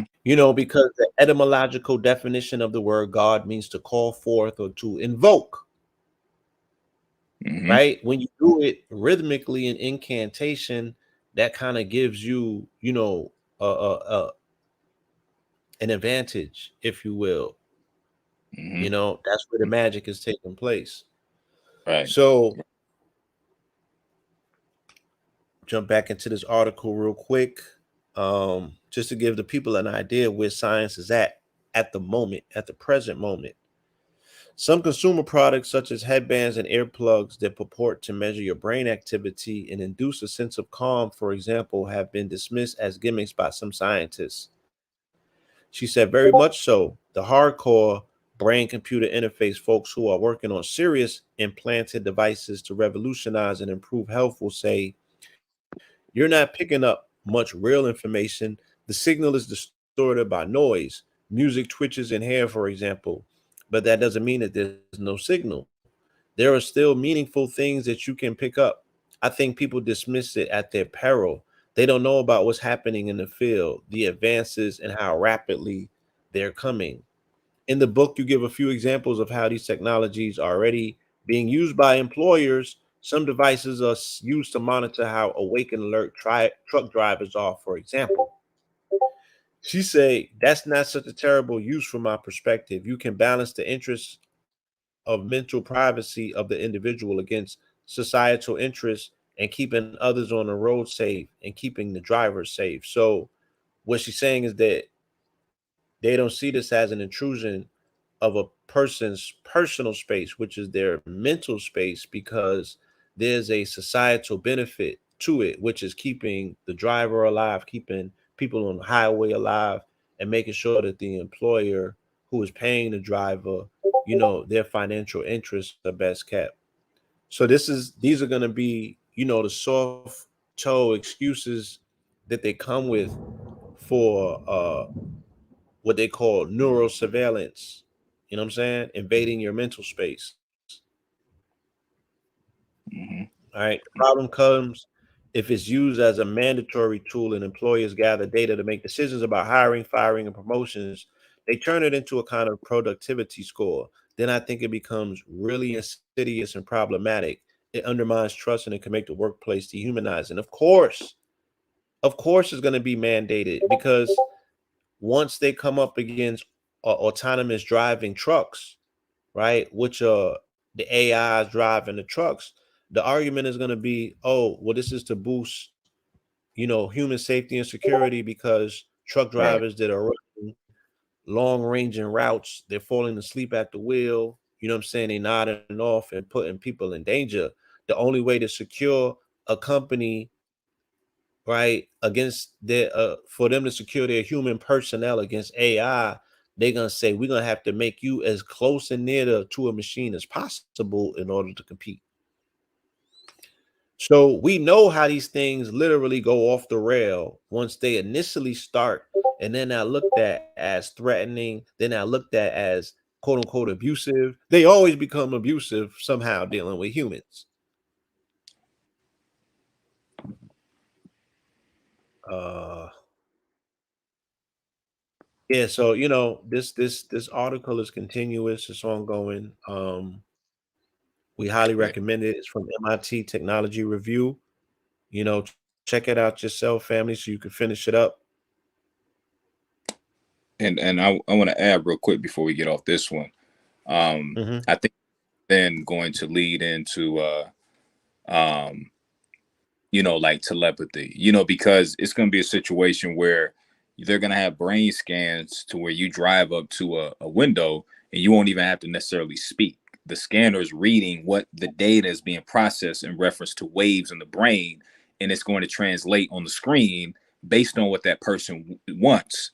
So it's going to be a situation where we won't even necessarily have to talk if they get that sophisticated with it, which I believe they will. But again, in an arbitrary in a way that they of course will utilize it for their benefit. But that's what I'm saying, if we can get a hold of this technology and really understand how the body works as a form of technology, then we can get ahead of this. We always hear about our ancestors being able to utilize telepathy, but our ancestors had brains. Now, how did they view the brain? How did they view the waves that coalesce within the brain? What did they see that as? What did they even name waves? Did they have a name for waves? What was their perception on being able to translate information without the spoken word? You see, but what the Western academia is doing is they understand this level of technology and they're utilizing it for their advantage. So that's why we're professing so much to really get ahead of this technology, because just this article alone is talking about hacking the brain in reference to waves. Well, if we go back in antiquity, they've been talking about waves since on the hieroglyphs. So again, waves carry information and data, and once we can really truly understand that, then we can get ahead of this game. Right. And also the glyph or the symbol for Aquarius itself is also waves. Waves. Right. Yep. So this entire age that we're in, is more so dealing with the age of the waves. You know what I'm saying? Some real interesting articles on the side. We didn't have this plan, but I'll jump into this real quick. A locked in man has been able to communicate in sentences by thought alone. In a world first, the man was able to ask for soup, beer, and even talk about his son for the first time since becoming completely paralyzed. Right? A completely paralyzed man has been able to communicate entire sentences using a device that records his brain activity. The man was able to train his mind to use the device, which was implanted into his brain, to ask for massages, soup, and beer, and to watch films with his son. It is the first time a completely locked in person, someone who was conscious and cognitively able but completely paralyzed, has been able to communicate in this way, say the researchers behind the work. Right? BCI, which is brain computer interfaces, record the electrical signals inside a person's brain and convert them to commands that control a device. In recent years, BCIs have enabled partially paralyzed people to control prosthetic limbs or communicate a simple yes or no by thought alone. But this is the first time someone who is completely locked in and unable even to control their eye movement has used a BCI to communicate full sentences. So the the tech is there. You feel me? The tech is there, and it won't be too long before these devices are made commercially available. You feel me? Where we could already see, the revolution or the advance of the remote is coming real soon. Who don't want to sit on their couch and just think about what TV shows they want to look at and they automatically come on? That's gonna be too easy to sell. You know what I'm Yes, saying? sir. Yeah. That's gonna be too easy.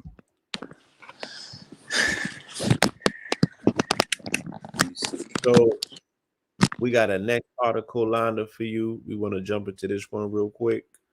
All right. And this one is different, but it's needed and it's necessary. Because Necessary, once right? again, yeah, it's speaking about the cognitive mind, especially during these days and these times, especially coming out of the dark night of the soul of the winter, Mm-hmm. Mm-hmm. embracing the dark side of life, how adversity, negativity, and even our mortality can help us flourish. You feel me? So, how do we now? This is more so speaking about brain health, and when the brain is challenged, when we go into adversarial times, when we deal with things that might be a blow to the chest, we see the uptick and the increase in mental what's the word that I'm looking for? People's mentals being off, mental illness, right? So this article is speaking directly to becoming an alchemist during these times, right? Mm-hmm. Humans actually deteriorate without challenges and adversity placed on their bodies and minds. People reach their peak levels of fulfillment and development because of, not just in spite of, setbacks, failures, and traumas. Courageously confronting death helps people live with more meaning and vitality.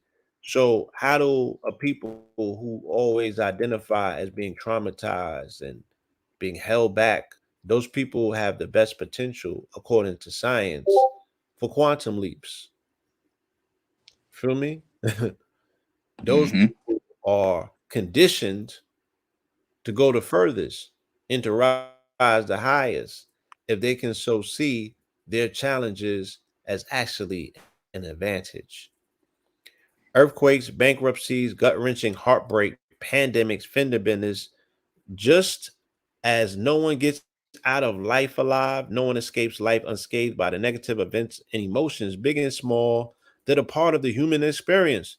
Rather counterintuitive in a world that favors comfort, convenience, and sheer and utter pleasure is the idea that humans actually deteriorate without challenges and adversity placed on our bodies and minds.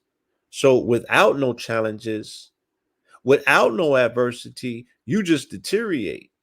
You feel me? You don't have an opportunity to become a diamond. You Mm. just gonna break down into dust and break down like a coal.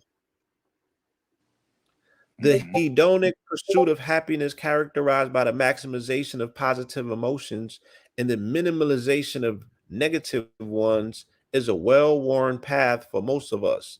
Dial the pressure up, turn the displeasure switch off. Embracing challenges in our lives may ultimately lead to positivity. If our goal is to lead flourishing lives and acceptance, a radical welcoming, even of the negative side of life, may help pave the way. Appropriate negativity. Barbara Fredrickson's nods to appropriate negativity as a key ingredient in lives worth living. She makes an apt distinction between the negative emotions worth entertaining, anger, conflict, and guilt, and the ones worth diminishing, shame, disgust, and contempt. Fredrickson further asserts that appropriate negativity grounds us in a gravity filled reality and a healthy counterbalance to levity filled positivity, which positions us to flourish. A judicious, hold on one second. Yeah, I'm on the program. I'm on live right now. Put you back.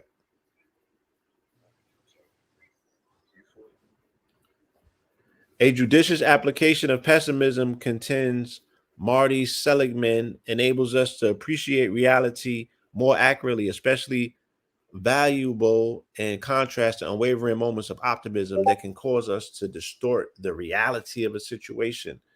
So they talking about that toxic positivity. The adversity hypothesis, furthering his admonishment for the what doesn't kill you makes you weaker ethos in our current society. Jonathan Haidt introduces the adversity hypothesis that we reach our peak levels of fulfillment and development because of, not just in spite of, the setbacks, failures, and traumas that the cards of life deals us. A benefit of adversity is that it helps orient us to a more present filled mindset with clarified priorities. Life goals often change in the aftermath of trauma when various happiness traps such as money choice and conspicuous consumption carry less weight. The ways in which we struggle during adverse circumstances can lead to the experience of post traumatic growth, where we encounter growth and development that surpasses our pre crisis state. The fact that 30 to 70% of individuals who undergo a traumatic event emerge with positive change is a testament to the power of adversity. That's a deep hypothesis. You feel Mm-hmm. me? Mm-hmm. Where they're Mm-hmm. like, look, when you go through something traumatic, right, you become presently present because your awareness shoots up. You That's become great. hyper focused and hyper conscientious, right? Let's say that you're in the forest and something jumps at you, right? Let's say a snake pops out. Oh, you're going to be so hyper focused after avoiding that snake and that snake popping out, but going about his business. You just missed one. You're going to be super conscientious about the steps that you take, about your environment. You're going to be super aware about your spatial environment, spatial intelligence. You feel Mm-hmm. me? Mm-hmm. Time is Mm-hmm. going to take a different reference to you. Right. Your life is going to flash before your very eyes, and you're going to become more conscientious about the quality and the preservation of your life. You're going to start thinking about things that you were supposed to have done that you may have, stepped over and, pushed to the back burner. All of that stuff comes to the forefront of your mind when your life becomes challenged, right? And you become more focused and you become more aware. When you get a financial pinch, You become super conscientious of the money that you spend. You become what people might perceive to be a penny pincher, but that just means that you're more aware of wanton spending. Hmm. And two, I want to add really quick. I was watching the show. Joe Budden has a show called Humans, and one episode he had a guy who Yeah. survived the 22-foot fall. You may have seen it. Stories from, yeah. Yeah, I yeah, heard him speaking about and it earlier today. Yeah. yeah, he was one thing that stuck out to me, and it's interesting because a lot of us face adversity, but a lot of us haven't faced death like head on. And he was, at a moment he was going down the steps, and the numbers in the whole situation was crazy because he was on the 44th and he went to the 22nd What? floor. Like it was a lot. You gotta, if you watch it in its entirety, bro, Okay. you'll Yeah, see yeah, exactly what yeah. I'm gonna check the it. I'm gonna check values, the numerical values in that is crazy. But with that said, he was on the 22nd floor, and he noticed that the floor began to, now mind you, again, for the family, this is somebody who survived a 22-foot drop. So if you ever seen footage of the actual towers going down, that's what he it. survived. Right. But he was ducked away in the corner because he realized at this point, the top was beginning to collapse, and he said he just heard almost like trains. It sounded like a loud roaring train. He looked up and he literally seen the tower collapsing. So in that moment, he knew he was, it was over with. So he said he crouched into the corner in a stairwell on the 22nd floor, and he just put his hands over his head. And then, a couple seconds later, he started to feel the ground wobble, and then he started to feel the beam he was leaning on beginning to give out. And he said all of a sudden, within milliseconds, thoughts started to come out to surface. And one moment it was like, okay, like my kids, like my family, my wife, like, how are they going to reach me? Or, what are they going to do when I pass, when I die? And then he said within a millisecond, another thought happened. Okay, well, when this process happens, when I die, what's going to happen? Let it, and then he said, another milliseconds, it was like, okay, make it a quick death, make it a quick one. Okay, how is it gonna be? Like, am I gonna drop through the floor? Is there gonna something gonna be, something gonna come on top of my head? So it was interesting to me the psychology of somebody who's facing death, and within milliseconds, he's just thinking about a million different things at once that he may have never even consciously brought to his mind. But again, that level of awareness, that level of pressure in that moment brought him in the very present of an experience to where again he's having thoughts that he never even dreamed or imagined. And even, when the floor dropped, he said he just remembers falling and everything went black. But then he woke up and he's still falling. And then there's something that hit him in his head and he blacked out again. And then all of a sudden he woke up in a bunch of rubble and he literally thought he was dead. He told himself, he said, okay, this is the process where I begin to float outside of my body. And then eventually I'm going to look down and see myself. But then after a Mm-hmm. couple seconds, he recognized he wasn't dead. So I thought it was interesting at the face of adversity and death in that situation that he's thinking these thoughts like milliseconds. Okay, make it, because when what struck me is when he said, make it a slow death, make it a fast, or what do you say, make it a fast death, make it, make it happen fast. I'm thinking like, damn, like that's a crazy thought to have in an experience to where you have to begin to even, conceive the idea of how you want your death to happen. And a lot of us have Yeah. never experienced that, but I'm just thinking like that level of awareness, that presence in that experience is just crazy. And it just again goes to show how, like the article is saying, when you're faced with adversity, it just brings you to a higher level of awareness. So I thought that little piece, in that story, and for the family, I encourage everybody to go watch that. That shit, like it was mind blowing. But yeah, just that example alone just really made me see how the brain operates in a face of adversity. It's amazing, right? It's amazing. I've had a comparable experience. You know what I'm saying? Mm-hmm. But Mm-hmm. yeah, I wanna check that out in its entirety, and maybe that's something that we can come back and speak on. The science Yeah, of death, no doubt. finality, and Yeah. yeah. So real quick, we're gonna sum it up. You know, Positive Psychology 2.0, The Dark Side, Chris Peterson, articulately defends positive psychology's position on the role negativity plays in a well-lived life, that the field of study doesn't stick its head in the sands of glorious, sunny, happy beaches. His veritable laundry list of what ultimately turns frowns upside down is compelling. Moments of crisis call upon and redefine our character strengths. Optimism does its best work in the face of failure.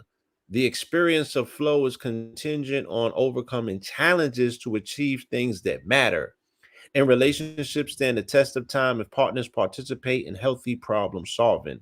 Indeed, positive psychology, in its most holistic definition, includes bittersweet moments, suffering, and regrets, and acknowledges that the good life has both bright and dark sides, with meaningful complementary between both sides. Positive psychology aims for a comprehensive and balanced understanding of the human condition, inclusive of the good days, bad days, and all the days in between. A nuanced grasp of our happiness and our suffering, right? Peterson and Seligman also go as far to suggest that crisis has a role to play as a crucible for the best parts within us. And academic Paul Bloom provocatively observes our all too human desires to intentionally seek out pain and suffering, like training for marathons or by joining the army, and paradoxical attempts to make meaning of our lives. Mm, Uh, I've summarized all of this already in a word called gratitude. This sounds hmm exactly like what I've been speaking about. And gratitude is an appreciation for the good, bad, ugly, and indifferent that come with life. As long as you have life, you know what I'm saying?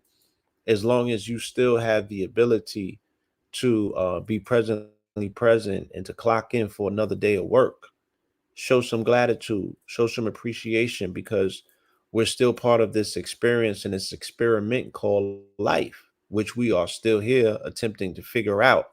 So the variables may be not in your favor one day and switch around on in the next day.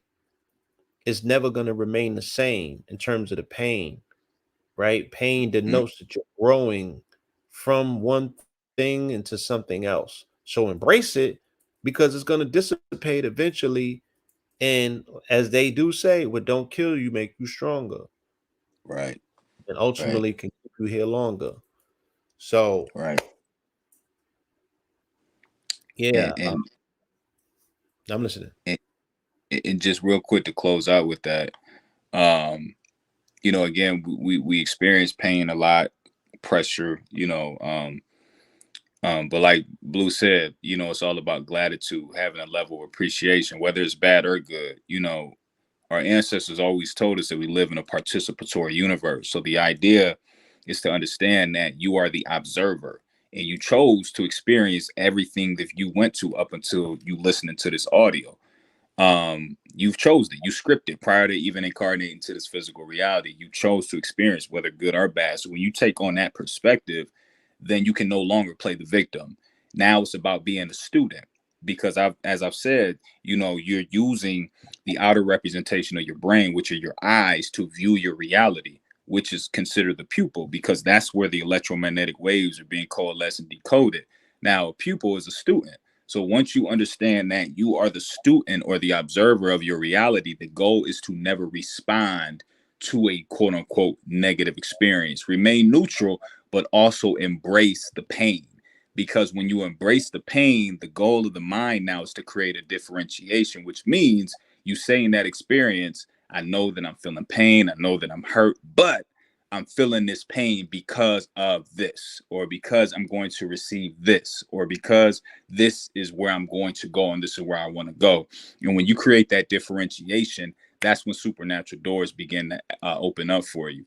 And with that said, God is omnipresent. The universe is omnipresent.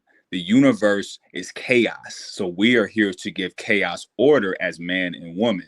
And once we understand that God or the universe wants to experience a level of pain, a level of jealousy, a level of hate, just so it can know itself, we are here to perfect God through the human body. So understanding that concept, once you move through your reality by being an observer and never taking anything personal, then you are truly educating the universe, and thus the universe is going to reciprocate things back to tenfold. That represents a proportionality of the negative side, because just like the law of polarity says, an equal and opposite reaction. So understanding that once you embrace and extrapolate the lesson from the negative experience, on the flip side, the proportionality of that positive is just going to be just as great. So just want to leave on that. Absolutely. So once again, family, I think that kind of sums up, today's discussion. We did a wonderful job, in my estimation of really walking the family through the real time dynamic we find ourselves in right now in the realm of arts and science. The merger between the two, what it may potentially look like, what role you could potentially play, what the options are, and the options that are not on the table, that are off the table, meaning that we're not going to beat death. You know what I'm saying? So how are you going to fill in, the blanks, the time between when you were born and the time that you're going to check up out of here? This is your time to get busy. This is when you rise to your calling. This is when you fill in the blanks. This is when you put the ink on the paper. What a beautiful thing. What a beautiful time to be alive. What a wonderful opportunity to have. All praise is due to my parents, for selectively, creating that moment in time where, the fusion took place. And here we are. And I intend to make the best of it, the most of it, you know what I'm saying? And really extrapolate from this experience all that life has to offer, you know, um, participate in full flung gratitude and gratitude, good, bad, ugly, and indifferent. It all serves to the mission of making me a better version and rendition of myself. Mm-hmm. Yeah, family. And you know uh like Blue said, we this is this was a very cohesive demonstration of information. We threaded the information through very well to give you a better glimpse of not only uh, job opportunities that are available through prompt engineering, but also giving you the capacity to understand what they plan on doing with the technology in reference to the human body. But not only that, then on top of how to utilize the technology, which you are going through certain adversity and negative experience, dark experience, and also how to utilize those experience as a benefit for yourself. So, we comb through a lot of information. This is again an opportunity for you to dive into yourself, but also to educate yourself, because we're giving you articles that are new, that are relevant, that are here, that are now, and Present. also that are present. And also through our demonstration and our speaking, we're also jumping you years ahead. So we're giving you an upper hand on not only the information but what to do with the information. And it's not called what's the science for no reason. This is a very scientific podcast that we've put together, and we're going to continue to keep doing the work and delivering the information as such. So Yes, so much to discuss, so many topics, to touch upon. So we'll be here, what I'm saying, giving you guys regular programming and, absolutely. you know, collectively walking through and walking into this new paradigm that we are all on the cusp of. You feel me? And once again, embracing the beauty in all of it, and also talking about, you know, the potential ugliness that may arise as well when the human capacity to not be aware, may kick in. Because people, they may pop the blue pill and go to sleep Right. at the wheel. You feel me? And think that, the car that they're driving called life is an autonomous vehicle. Mm. And it might wake up and they might be off the cliff somewhere with wings on. So Yeah. you gotta be mindful and conscientious that this is an experience that we should be fully aware and awoke while we participate in it. You should be lucid in this dream. You feel me? lucid. Right, right, Yeah. right. And with that said, we're gonna land the plane here, family. I appreciate everybody that tapped in, that Yeah. got the insight that we delivered. And with that being said, you know, tap in, do your work, do your due diligence, fast, continue to eat healthy, get plenty of sun, ground, and build up that body and stay in this race with this artificial intelligence because again, you are the almighty intelligence, like Blue and Red both say very elegantly. So with that said, I land there. That part. Peace, y'all. Hit y'all with the Peace. outro.